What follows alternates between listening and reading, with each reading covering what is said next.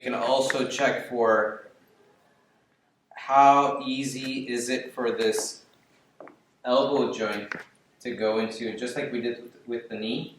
How easy is it for the elbow joint to allow the forearm to go into pronation, supination? And here I go into this restriction, and I can feel that restriction also go in this direction.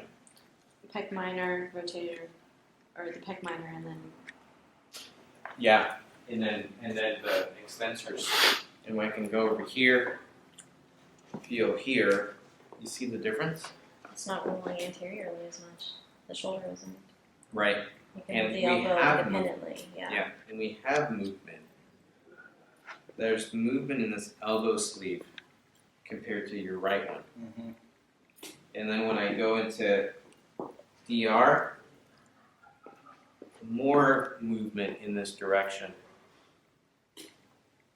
Hey folks, thanks for watching the Morales Method YouTube channel. If you want more detail on deep tissue techniques, we've got a great online course. Click here. We've got also great YouTube videos. Click below. And as always, please don't forget to subscribe. Thanks.